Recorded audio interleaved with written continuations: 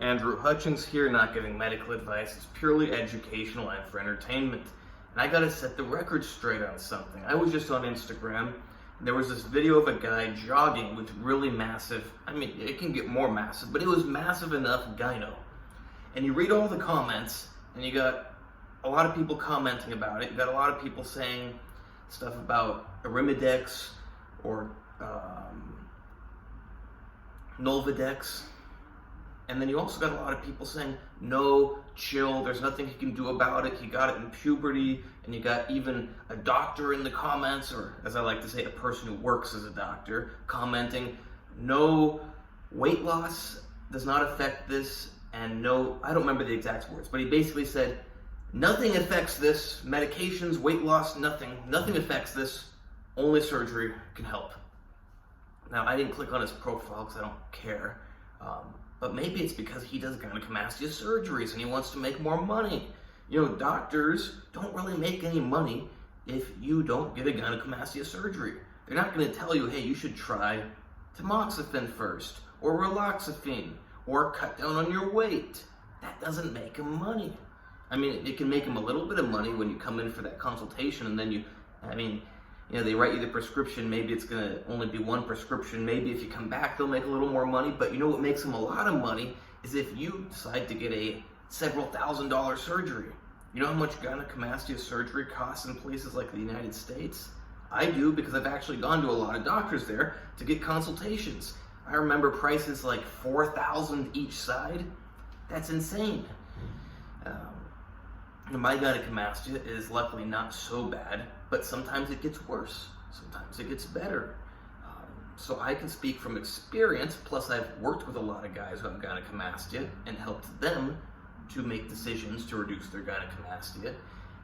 I speak from experience that gynecomastia, perhaps it's hypertrophy of the tissue, but it can grow and it can shrink. If you have gynecomastia, in my experience, it will not go away. But it can shrink a lot to the point where you don't even really realize you have it. No one else will realize that you have it. So before you spend $5,000, $10,000, $15,000 on a surgery, you may, it's not medical advice, but you may want to try a selective estrogen receptor modulator. To date, I have not seen any guys that have simply not benefited at all. I've seen a lot of guys get it down to the point where it's not noticeable. But some guys, they come off it and it's just very recurrent. I dealt with that for many years myself.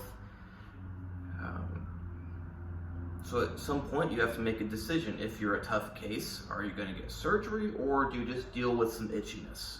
Do you deal with some flare-ups from time to time? I decided I'm going to deal with the flare-ups. I'm going to deal with the itchiness.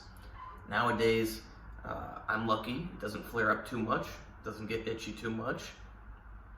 But it's a really interesting thing, because you can have it, let's say it's bigger on the right side, smaller on the left side. Sometimes it will change, and then it becomes bigger on the left side, smaller on the right side. I'm trying to coordinate my hands how it looks on camera, but never mind.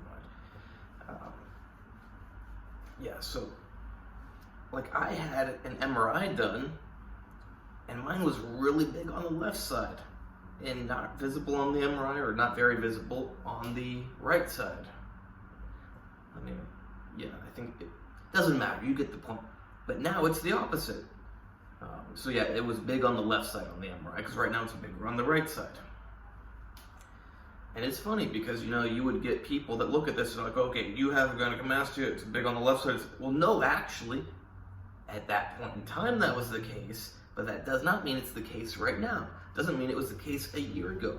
Gynecomastia can constantly change in size. It seems to be some sort of hypertrophy of the tissue. It's responsive to hormones. To get a so-called medical doctor saying that hormones have no influence over it is complete ignorance. There's an innumerable amount of scientific evidence that hormones do influence this tissue. Hormones influence most tissues of the human body. I'll leave it at that. So, Yeah, selective estrogen receptor modulators can help reduce the size. Surgery is always an option, but surgery is expensive. This surgery, luckily it's not some sort of abdominal surgery, it's not some sort of orthopedic surgery, so the risks, in my opinion, are much lower. I wouldn't worry too much about this surgery, but there's always the chance of a bad cosmetic appearance. But if you've got gigantic gynecomastia, probably you're going to need surgery. If you just got some lumps, probably you can reduce them with hormonal changes. Please like, subscribe, and comment. Check out the other videos. Check out my Instagram, AndreyHutch, AndreyHutch. You can hire me there for training, consultations, advice, coaching, whatever. Same thing with diet, same thing with supplements, same thing with special supplements that you might have got gyno from. Same thing with harm reduction for these special supplements.